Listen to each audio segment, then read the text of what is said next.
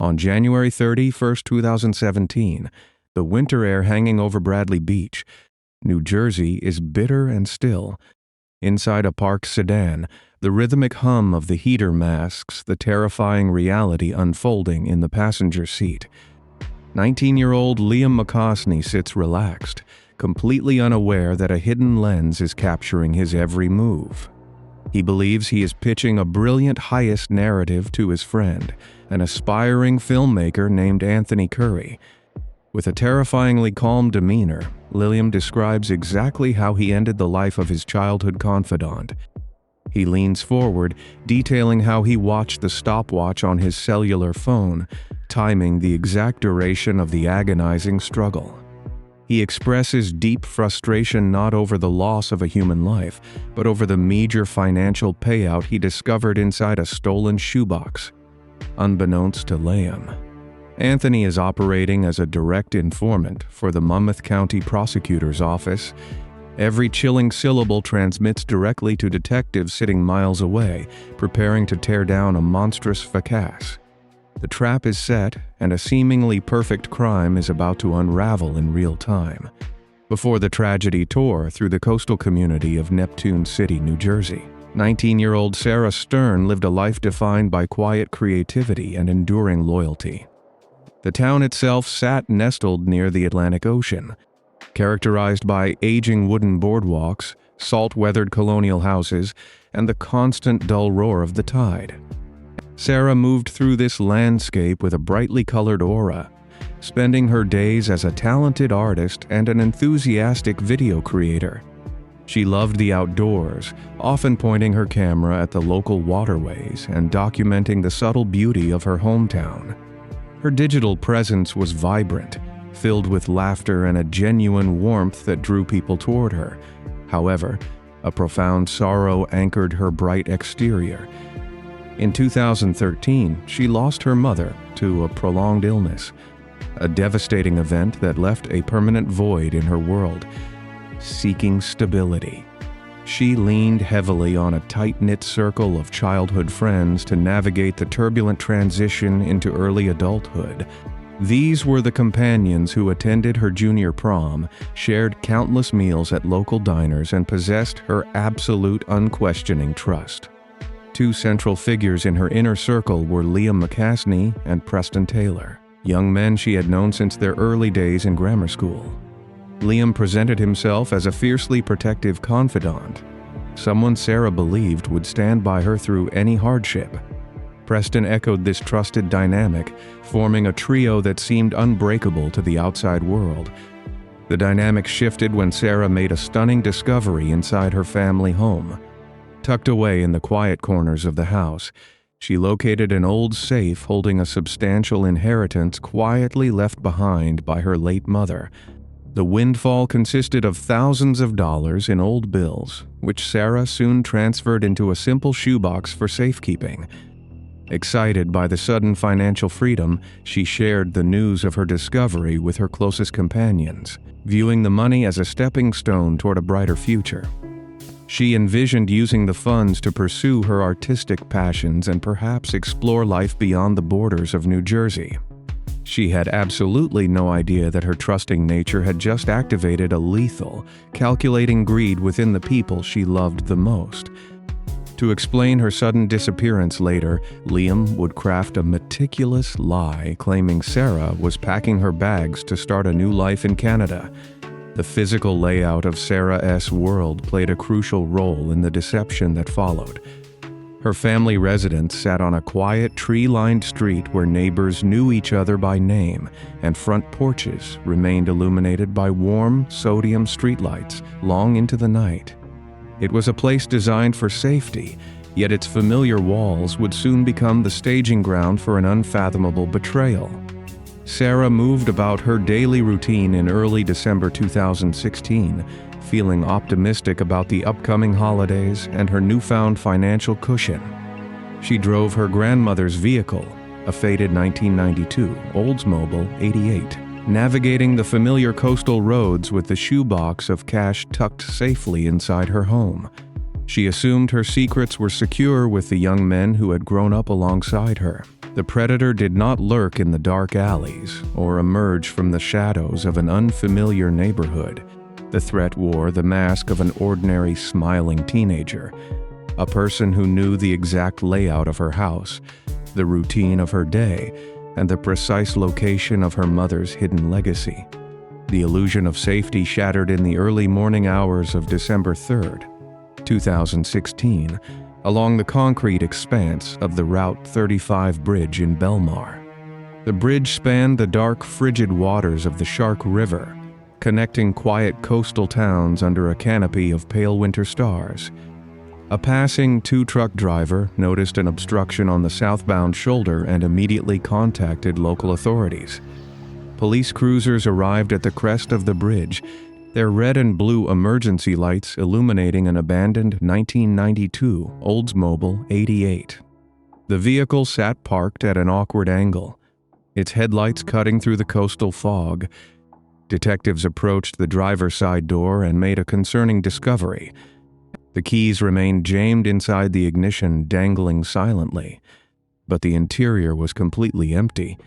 A rapid check of the license plate registration connected the sedan to Sarah Sternmess' grandmother, a vehicle investigators knew Sarah drove on a daily basis. The stack emptiness of the car, combined with its precarious location high above the dark river, immediately triggered a massive multi-agency response. Within hours, the Route 35 bridge transformed into the epicenter of a frantic search and rescue operation. Coast Guard helicopters thundered overhead, their heavy searchlights sweeping across the churning surface of the Shark River below. Specialized dive teams plunged into the icy depths, battling harsh currents and zero visibility in a desperate bid to locate the missing 19-year-old. Law enforcement officials canvassed the immediate shoreline, searching for footprints, discarded clothing, or any indication of where the young woman might have gone. Based on the physical staging of the vehicle, the prevailing theory among investigators and the devastated community pointed toward a tragic act of self-harm. Authorities feared that the grieving young artist, still carrying the heavy burden of her mother's passing, had simply given up hope. However, when police obtained a warrant to search Sarah S. Neptune City residence, the narrative began to fray at the edges. Investigators scoured her bedroom and personal belongings, but they found absolutely no final note, no farewell messages, and no digital footprints indicating an intent to end her own life. The grim discovery of the abandoned Oldsmobile forced detectives to pivot their focus from a routine missing person inquiry to a highly complex, deeply unsettling mystery. Throughout the frigid first weeks of December 2016, the investigation operated under the heavy shadow of a tragic self-harm theory. Specialized underwater recovery teams established a massive search grid across the Shark River basin. Divers plunged into water hovering near the freezing point, using side-scan sonar to map the murky current-swept river. Detectives coordinated with neighboring jurisdictions to monitor the Atlantic coastline, battling harsh winter tides that threatened to wash away critical evidence. As law enforcement exhausted their resources in the icy depths, the Neptune City community mobilized on land. Missing person flyers bearing Sarah smiling face-plastered telephone poles, local diner windows, and community message boards. Walking shoulder to shoulder with the grieving neighbors and terrified family members were Liam McCasney and Preston Taylor. The two young men participated in the volunteer search parties, feigning profound concern and offering comfort to Sarah S.'s devastated relatives. Liam positioned himself in front of local television news cameras, delivering a calculated, somber interview about his missing friend. During these public displays, he methodically planted seeds of misdirection, telling reporters that Sarah had discussed fleeing to Canada. He painted a picture of a troubled young woman desperate to escape her life in New Jersey, creating a false narrative designed to explain her absence. The audacity of this deception allowed the true predator to hide in plain sight, shaking hands with the detectives searching for answers. The reliance on the self-harm theory created a severe investigative bottleneck that stalled forward momentum for weeks. Rigid municipal search protocols forced local police to prioritize the waterway recovery over treating Sarah S. home as an active crime scene. Because the abandoned Oldsmobile sat in the jurisdiction of the Belmar Police Department, interagency communication delays slowed the transfer of early intelligence. Valuable days slipped away as dive teams scoured the river to no avail, chasing a phantom scenario engineered by the perpetrators. Realizing the physical search yielded zero results, detectives shifted their focus toward forensic digital reconstruction. Investigators obtained subpoenas for Sarah S.' cellular provider, pulling hundreds of pages of raw data to map her final electronic footprints.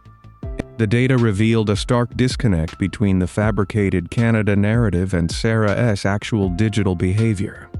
There were no internet searches for international relocation, no passport applications, and no sudden transfers of electronic funds.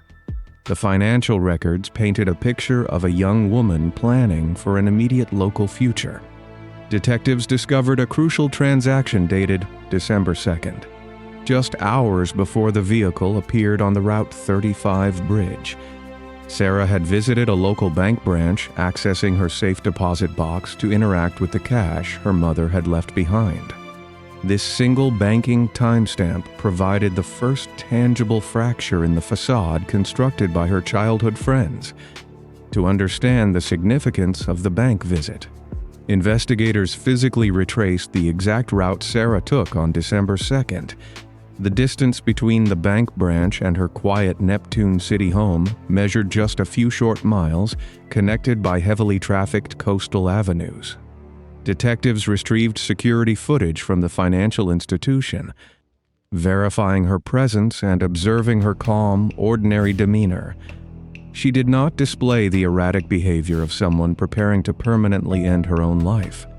Following this timeline, law enforcement executed a secondary targeted search of the Stern residence.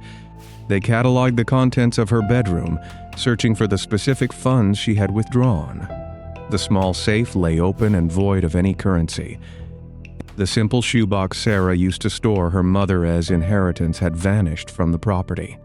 This missing cash transformed the investigation from a tragic missing person case into a calculated robbery and abduction inquiry. Investigators began reevaluating the inner circle, placing the alibis of Liam McCaskey and Preston Taylor under intense forensic scrutiny.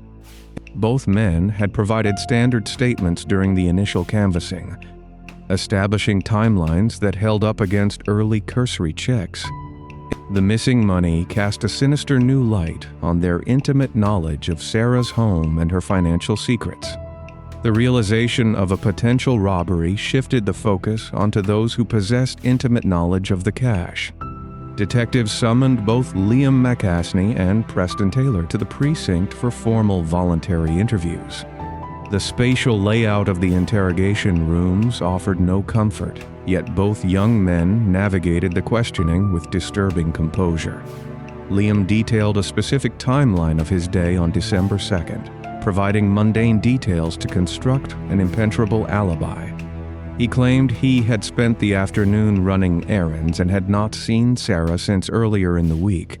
Preston corroborated the broader strokes of their shared social schedule, presenting a unified front that left investigators without legal grounds to detain them. The bureaucratic reality of the justice system hampered the detectives' ability to press harder. Without a body, a weapon, or direct physical evidence tying the men to the missing vehicle, probable cause remained an impossible hurdle. The rigid legal framework protecting citizens from baseless arrest functioned as designed, shielding the guilty parties.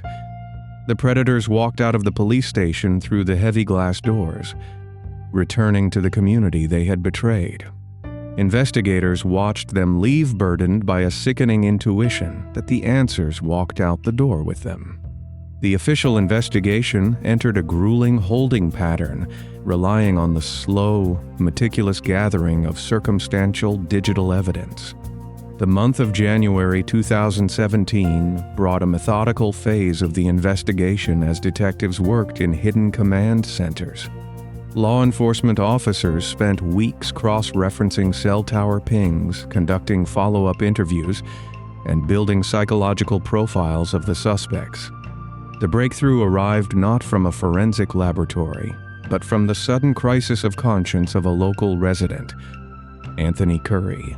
An amateur horror filmmaker and an acquaintance of Liam contacted the Monmouth County Prosecutor's Office with a disturbing revelation. Anthony directed detectives back to a conversation that occurred during the Thanksgiving holiday, months before Sarah disappeared. During that holiday gathering, Liam had pitched Anthony a maubert concept for an independent film script. The plot detailed a structured plan to strangle a wealthy female friend for an inheritance and dispose of her remains over a local bridge. Anthony initially dismissed the conversation as dark creative writing, a byproduct of their shared interest in cinematic horror. The subsequent disappearance of Sarah Stern, coupled with the exact staging of her vehicle on the bridge, shattered Anthony's peace of mind. He informed authorities that Liam had recently contacted him again, confirming that the supposed movie plot was an actual completed event. This vital piece of human intelligence provided the exact legal leverage prosecutors needed to escalate the operation. Detectives initiated the rigorous judicial protocols required to authorize a covert wiretap and launch a high-stakes, undercover sting. Securing the electronic interception warrants required navigating a labyrinth of strict legal oversight and judicial approval. The Monmouth County Prosecutor's Office drafted exhaustive affidavits demonstrating absolute probable cause based on Anthony's detailed testimony.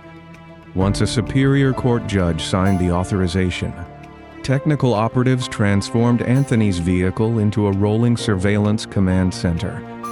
Specialists embedded high-definition pinhole cameras into the dashboard, angling the lenses to capture the passenger seat with perfect clarity. They concealed sensitive microphones inside the upholstery, testing the audio feeds to ensure they could pick up the softest whisper over the engine noise. Detectives briefed Anthony in exhaustive detail on the psychological tactics required to keep the target speaking without arousing suspicion. The operation carried immense legal risk, as any leading questions or obvious entrapment techniques would render the resulting audio inadmissible in court.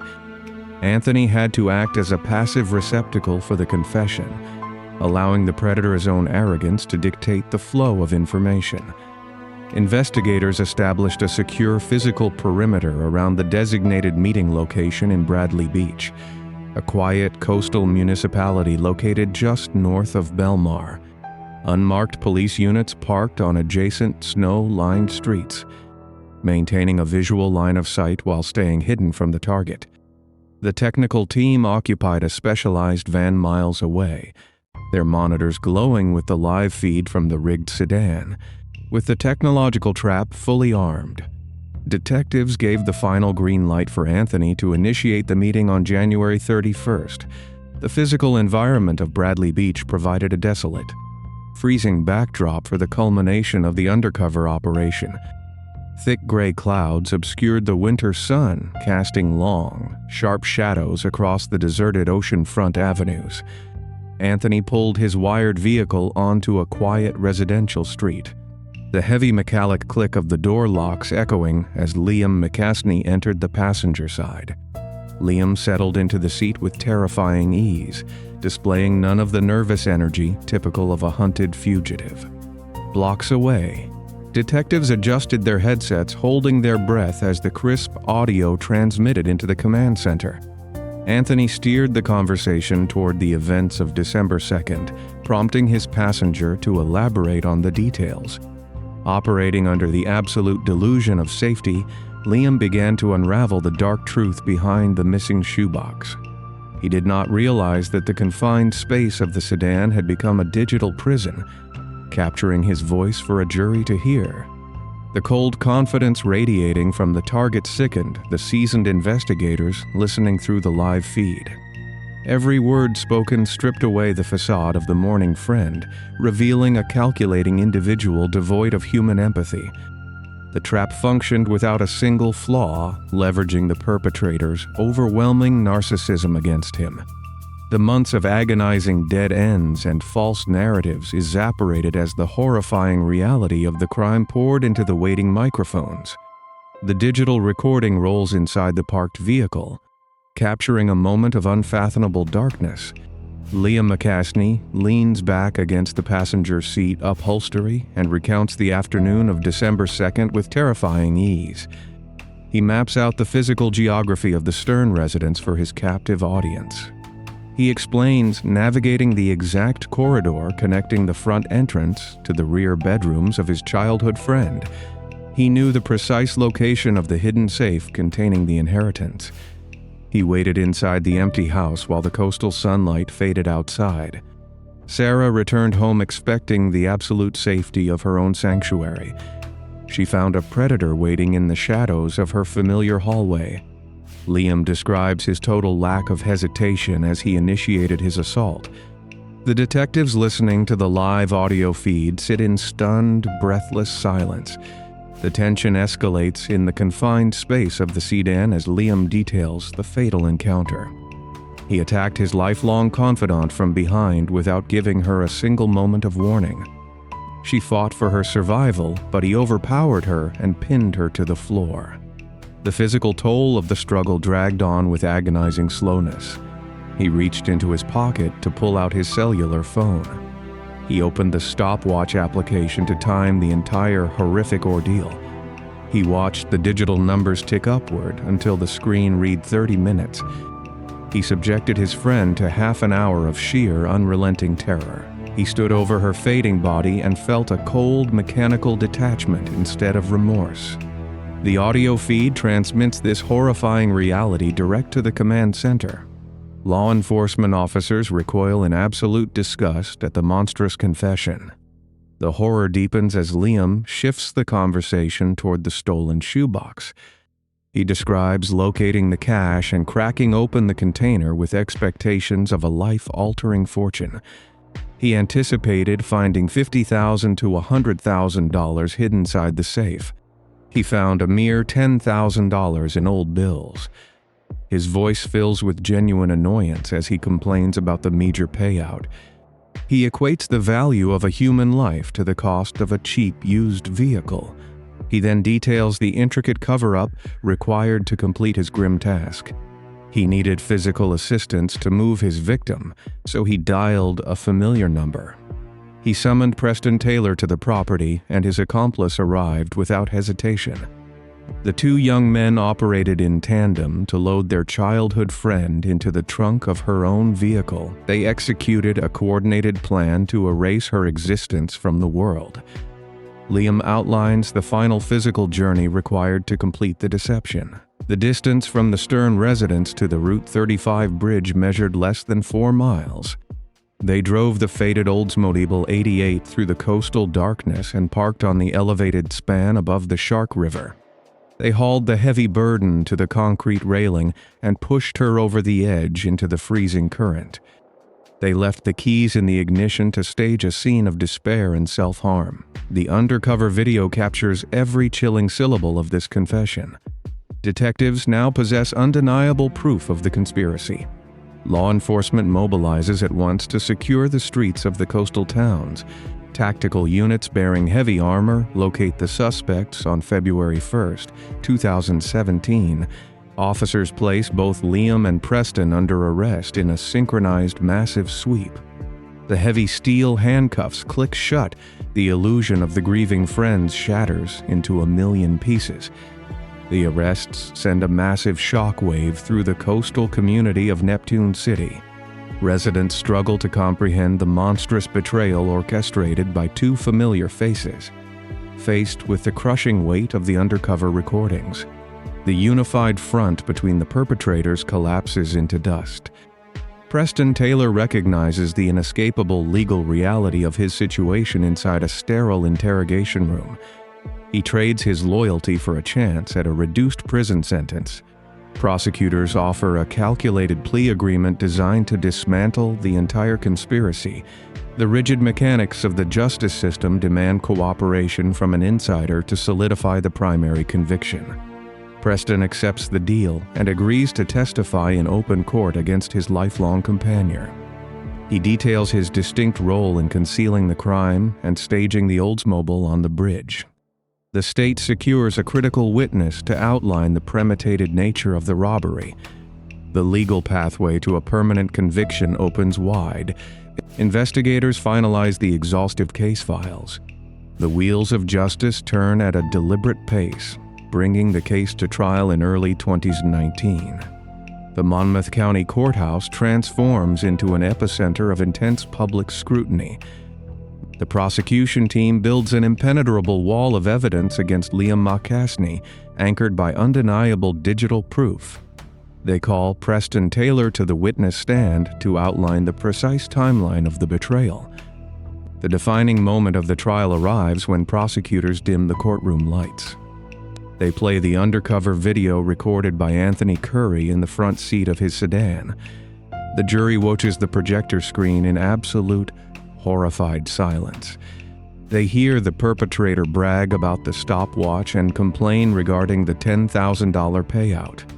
The raw arrogance of the defendant radiates through the courtroom speakers. The defense attempts to frame the video as an elaborate piece of fiction created for a film script.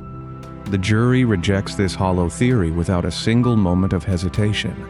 They deliberate for a mere few hours before reaching a definitive conclusion. They return a verdict of guilty on all counts, including first-degree charges, robbery, and desecration of human remains. The final legal conclusion arrives in June 2019. The presiding judge addresses a packed, emotional courtroom. The judge highlights the profound depravity of timing a fatal encounter on a cellular phone application. The heavy wooden gavel falls with absolute finality. The court sentences Liam McCaskey to life in prison without the possibility of parole. He will spend the remainder of his natural life behind towering walls of concrete and steel. He will never walk the coastal boardwalks of his hometown again. The state sentences Preston Taylor to 18 years in a maximum security facility for his role in the cover-up. Preston files a formal appeal in a desperate bid to reduce his time behind bars. The appellate court reviews the rigid statutory guidelines in 2022. The higher court denies the request in full, citing the horrific nature of the deception. The judicial system upholds the original sentence and keeps all legal loopholes firmly closed. The predators remain locked away from the vulnerable society they manipulated. Despite the triumphant courtroom victories, a profound physical void remains in Neptune City. Law enforcement Marine units and dedicated volunteer groups spend years scanning the local Atlantic coastline. The powerful ocean currents and shifting sands of the Shark River Delta yield no trace of the missing artist. Sarah Stern remains lost to the freezing waters, denying her family a traditional farewell. The community chooses to remember her for the vibrant light she brought into their quiet coastal town. They honor the talented video creator who loved the outdoors and cherished her neighbors. She offered unconditional trust to the companions who walked beside her during her darkest days. Her legacy stands as a stark reminder of the hidden dangers lurking behind familiar smiles. She deserved a long life filled with art, creation, and joy. The memory of her warmth endures in the hearts of those who loved her. Her enduring spirit outlasts the cold, calculating greed that stole her future.